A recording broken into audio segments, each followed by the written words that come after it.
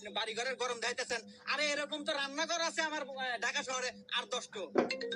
দাঁড়ান ফরেস্ট কথা বলে নি। হ্যাঁ হ্যাঁ হ্যালো বাজান। হ্যাঁ আব্বু কও। ও তুমি হেলিকপ্টার কিনবা? আচ্ছা আব্বু আমি বুকিং দিয়ে দিতেছি। এ কি করে রে ছাওয়ালে দিব হেলিকপ্টার কিনা এ তো বিশাল বড় কোটিপতি রে এক যদি মোবাইল দিবার পারি এবার ঈদ আমাকে যা জমক কাটবো রে। হ্যাঁ আচ্ছা ঠিক আছে ঠিক আছে। আরে ভাই আপনি দালাল করে ডাক দিচ্ছেন আমি কেমন মাইন্ড করি নাই। আমাদের এটা তো ব্যবসা, আমার দাদা করছে, তার দাদা করছে, আমার বাপ করছে, আমিও করি। আসলে এটা আমাদের বংশের ঐতিহ্যবাহী ব্যবসা। আপনি কি জন্য আছেন তাই করেন।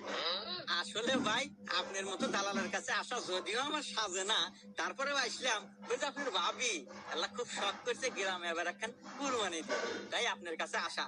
আপনি একটু দেহা শুনে ওই ভালো একটা গলের গরু কিনে দিবেন। তো আসলে ভাই গ্রামে ঢুকেই লোকের মুখে শুনতে পেলাম যে আপনি নাকি খুব বড় নাম করা দালাল।